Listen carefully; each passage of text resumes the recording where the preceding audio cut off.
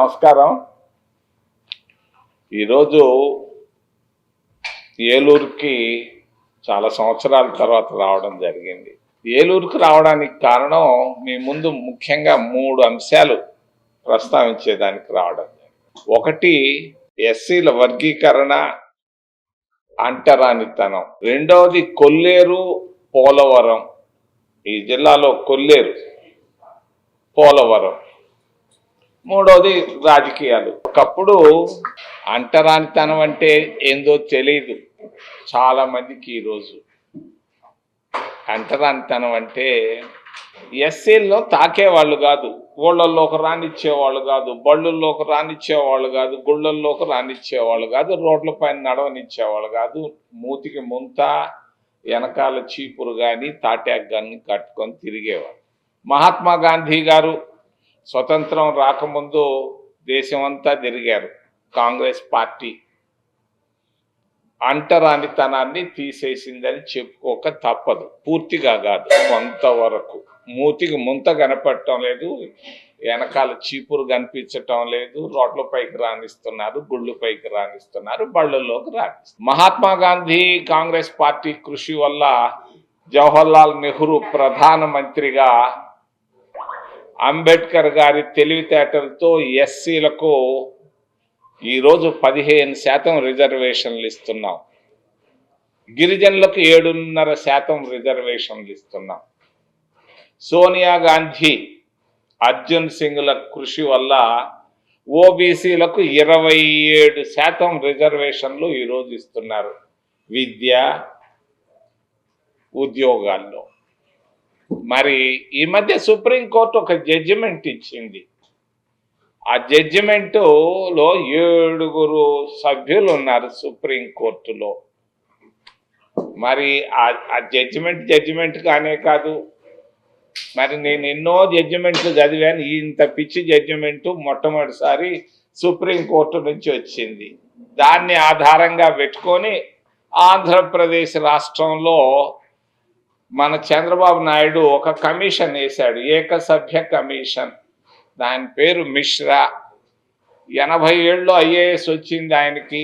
ఆయన ఉత్తరప్రదేశ్ ఆయనకు అంటరానితనం అంటే తెలియదు.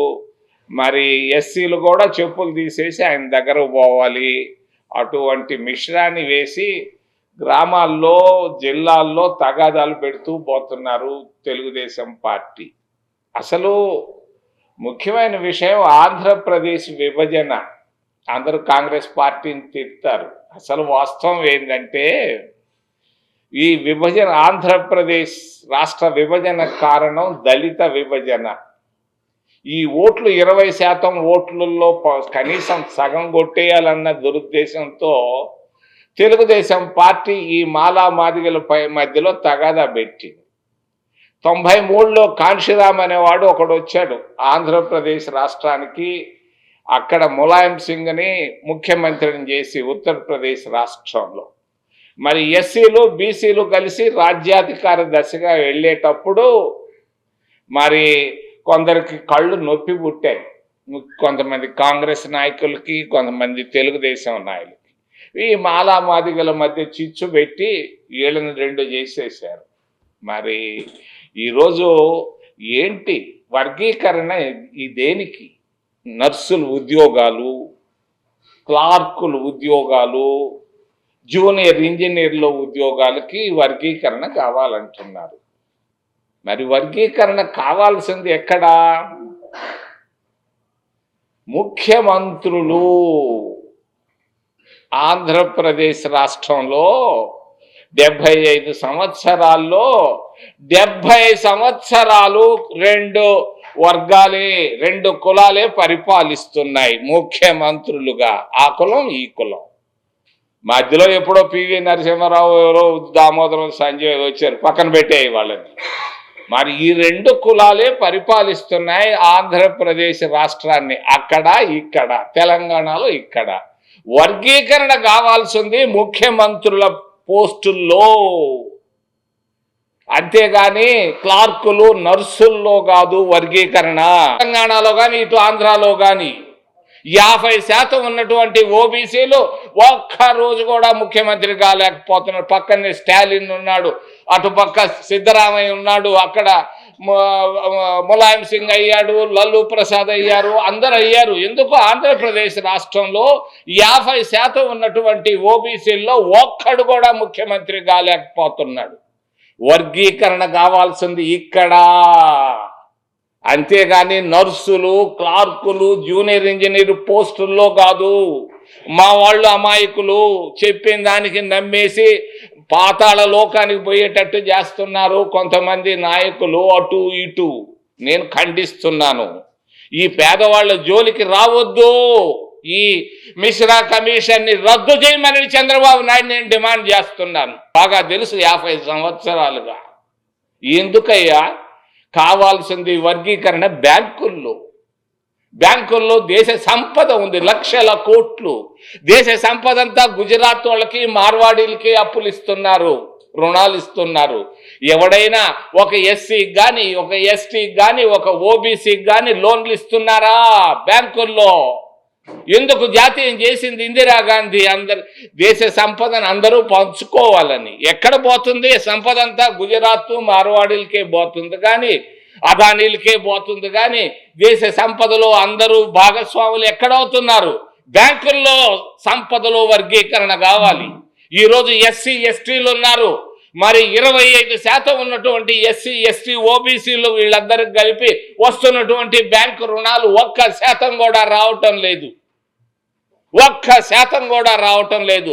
90% మార్వాడీలు, గుజరాతీలే పంచుకుంటున్నారు. ఇక్కడ కావాలి వర్గీకరణ. నర్సుల పోస్టుల్లో కాదు, జూనియర్ ఇంజనీర్ పోస్టుల్లో కాదు. ఎవరికి చెవులో పువ్వు పెడుతున్నారు మీరు?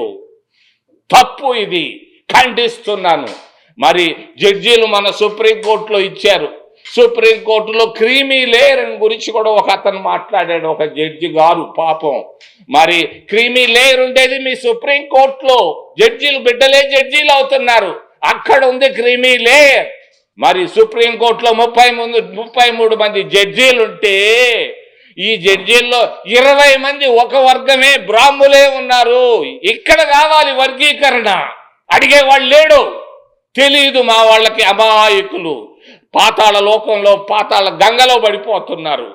నేను తెలియజేస్తున్నాను, అటు బీజేపీకి, ఇటు టీడీపీకి, మా వాళ్ళకి, తెలంగాణ ఉన్న వాళ్ళకి, వీళ్ళ జోలికి పోయారు. ఆంధ్రప్రదేశ్ రాష్ట్రం 2 అయినట్టుగా భారతదేశం కూడా రాబోయే 20 సంవత్సరాల్లో 2, 3, 4 అయిపోయినా కూడా ఆశ్చర్యం లేదు. నేను హెచ్చరిక చేస్తున్నాను ఈరోజు, జాగ్రత్త పడమని. రెండోది, పోలవరం. కొల్లేరులో అవినీతిమయంగా తయారైపోయింది. కొల్లేరు అందరూ ఆక్రమించుకుంటున్నారు. కొల్లేరు విస్తీర్ణం ఎంత? ఈరోజు ఉన్నది ఎంత? ఎక్కడో భూములు ఆక్రమిస్తే దానిపైన విచారణలు, కమిషన్లు వేస్తున్నారు. కొల్లేరు పైన కూడా విచారణ కమిషన్ వెయ్యాలి, బాధ్యులని జైల్లో పెట్టాలి అని నేను తెలియజేస్తూ, కొల్లేరు విషయం జాగ్రత్త పడమని ముఖ్యమంత్రి వెంటనే దానిపైన కమిషన్ వెయ్యాలి. ఆయన ఎవరు? డిప్యూటీ ముఖ్యమంత్రి గారు ఎక్కడికో పోయి మాట్లాడి ఉన్నాడు చిత్తూరు జిల్లాలో భూముల పైన. నువ్వు ఓ ఉప ముఖ్యమంత్రి పవన్ కళ్యాణ్ గారు కొల్లేరుకి రండి. జబ్బు ఏదో జ్వరంగా ఉందట. జ్వరం తగ్గిన తర్వాత, నయమైన తర్వాత ఈ నెలలో ఫిబ్రవరిలో ఒక్కసారి కొల్లేరుకి వచ్చి, కొల్లేరులో ఆక్రమించుకున్నటువంటి ఆ భూములను కానీ, ఆ ప్రాంతాన్ని కానీ దానిపైన విచారణ వేసి దాంట్లో బాధ్యులైన వాళ్ళని జైల్లో పెట్టమని నేను డిమాండ్ చేస్తూ, పోలవరం పాలిటీషియన్లకు వరం. 40 సంవత్సరాల నాడు పునాది రాయి వేశాడు అంజయ్య, నాదెళ్ల భాస్కర్ రావులు కలిసి. ఇంకా జరుగుతానే ఉంది. ఇప్పటికీ 30,000 కోట్ల రూపాయలు పోలవరం ప్రాజెక్టు పైన ఖర్చు పెట్టారు. దీనివల్ల ఎవరు బాగుపడ్డారు? ముఖ్యమంత్రులు బాగుపడ్డారు, కాంట్రాక్టర్లు బాగుపడ్డారే కానీ ఆంధ్రప్రదేశ్ రాష్ట్ర ప్రజలు బాగుపడలేదు. నేను చంద్రబాబు నాయుడిని సూటిగా అడుగుతున్నా, నాకు భయం లేదు. అని చెప్పాడు మొన్న. నీకు నిజంగా భయం లేకపోతే నేను ఇక్కడ చెప్తున్నా, నీకు దమ్ముంటే చెయ్యి పని. పోలవరం ప్రాజెక్టులో ఒక ముఖ్యమంత్రి, పేరు చెప్పను, 6,000 కోట్ల రూపాయలు సంపాదించాడని ఆంధ్రప్రదేశ్ రాష్ట్ర ప్రజలందరికీ తెలుసు. 1 రూపాయి కాదు, 1 కోటి కాదు, 100 కోట్లు అయితే కూడా పట్టించుకోను. ఒక ముఖ్యమంత్రి 6,000 కోట్ల రూపాయలు సంపాదించినట్టుగా, అక్రమంగా అవినీతితో సంపాదించినట్టుగా అందరూ తెలుసు అనుకుంటున్నారు. నేను భయస్తుని కాదు, భయం లేదు నాకు అన్నారు. మరి కాళేశ్వరం ప్రాజెక్టు మరి కేసీఆర్ వరంగా తయారైపోయింది. పోలవరం కూడా ముఖ్యమంత్రులకు వరంగా తయారైపోయింది. నేను నీతిపరుడిని, నిజాయితీపరుడిని అని చెప్పుకుంటున్నటువంటి మా చంద్రబాబు నాయుడిని నేను డిమాండ్ చేస్తున్నా, దీనిపైన కనీసం ఒక జ్యుడిషియల్ కమిషన్ పినాకిని చంద్ర మిశ్రా వచ్చి మరి చూస్తా ఉన్నాడు కాళేశ్వరం పైన. అట్లాగే పోలవరం పైన కూడా ఒక జ్యుడిషియల్ కమిషన్ వేయి.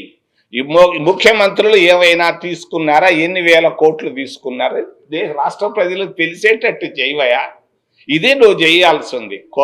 కొల్లేరు పైన, పోలవరం పైన వెంటనే ఒక 2 కమిషన్లు వేసి దీంట్లో జరుగుతున్నటువంటి అవినీతి దురాక్రమణలను ఆపాలని నేను డిమాండ్ చేస్తూ, చివరిలో రాజకీయాలు, రాష్ట్ర రాజకీయాలు దేశంలో చూస్తూ ఉన్నారు. ఢిల్లీలో ఎట్లా పోతా ఉంది, ఏం చేస్తున్నారు. మరి ఆంధ్రప్రదేశ్ రాష్ట్రంకి వస్తే జగన్మోహన్ రెడ్డి మళ్ళా తిరిగి రాడు. ఆయన వచ్చింది కారణం ముఖ్యంగా రాజశేఖర్ రెడ్డి సడన్గా చనిపోయాడు. ఆయన చనిపోయిన తర్వాత 2 పైన నెపం పెట్టారు ఆ కుటుంబ సభ్యులు.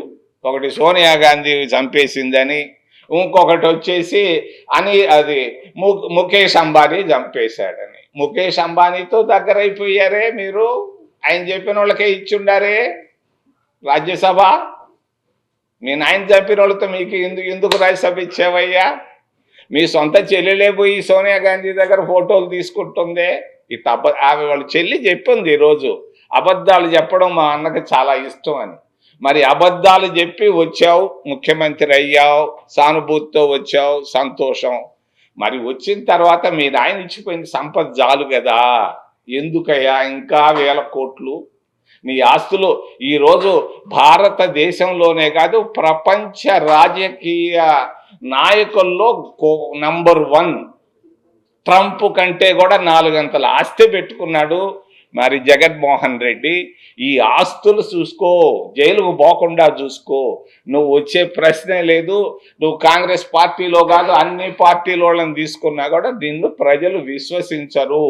నీ డబ్బుతో రాజకీయం చేసి ఒక్కొక్క ఓటుకు 2,000 రూపాయలు ఇచ్చి దాదాపుగా 40% అంటావు. ఈరోజు నీకు 5% ఓటు కూడా రాదు. మరిచిపో రాజకీయాలు, జైలుకు పోకుండా చూసుకో మా మిత్రుడి కుమారుడు అని తెలియజేస్తూ, చంద్రబాబు నాయుడు కూడా పొరపాట్లు చేశాడు. ఎలక్షన్లకు వచ్చే ముందు అనవసరంగా నోరు జారాడు. సూపర్ 6 అన్నాడు. ఈ సూపర్ 6 పోయి ఒక్కటి కూడా చేయలేని పరిస్థితుల్లోకి వచ్చాడు. అనేది పెద్ద సరస్సు. అది దాంట్లో కావలసినంత చేపలు, మత్స్య సంపద ఉంది. దీన్ని కొలగొట్టుకుంటా ఉన్నారు కొంతకాలంగా. దీన్ని నేను ఖండిస్తున్నా. మరి పవన్ కళ్యాణ్, చంద్రబాబు నాయుడు మరి మేము ఇటువంటివి జరగనేము, భూ ఆక్రమణలు జరగనేవు అని చెప్పి చిత్తూరు జిల్లాలో ఒక మాజీ మంత్రి పైన పొద్దున్నలే సాయంకాలం దాకా మాట్లాడుతున్నారు. దాని గురించి మాట్లాడటం లేదు. మరి వెంటనే కొల్లేరుకి వెళ్ళి పవన్ కళ్యాణ్ చూసి వెంటనే ఎంక్వైరీ చేయమని నేను డిమాండ్ చేస్తాను. కోటి ఆశలతో, వేల ఊసులతో 2 మనసులను ఒకటి చేసే కమనీయ దృశ్య కావ్యం కళ్యాణం. మీ ఇంట జరుగు శుభ వివాహ వేడుకలలో మన సంస్కృతి సంప్రదాయాలు ప్రతిబింబించేలా సుమనోహరమైన స్వర్ణ వర్ణాల సంగమంతో ముస్తాబైంది మీ చందన వారి కళ్యాణ కోవెల. అందరికంటే విభిన్నంగా ఎక్కువ కలెక్షన్స్ చౌక ధరలకే నవవధువుల కోసం ప్రత్యేకంగా కాంజీవరం నేతకారులచే రూపుదిద్దుకున్న వేవేల వర్ణాల పట్టు చీరలు, కళా నైపుణ్యం కలగలిసి మీ అభిరుచికి అద్దం పట్టే పట్టు పదనిసలు, అప్ టు డేట్ కలెక్షన్స్ తో మీ ఇంట వివాహ వేడుకలకు కావలసిన డిజైనర్ సారీస్, ఫ్యాన్సీ సారీస్, పెట్టుబడి చీరలు, ladies chudidars, dress materials, ghagras, gents suitings and shirtings, mens branded readymades, complete kids wear collections తో మీకు అపూర్వ స్వాగతం పలుకుతోంది మీ చందన వారి కళ్యాణ కోవెల. మా జ్యువెలరీ విభాగంలో బంగారు ఆభరణాలపై అతి తక్కువ తరుగు, మజూరీ లేదు. వెండి వస్తువులపై అతి తక్కువ మజూరీ. విచ్చేయండి చందన బ్రదర్స్, ఏలూరు మరియు జంగారెడ్డిగూడెం.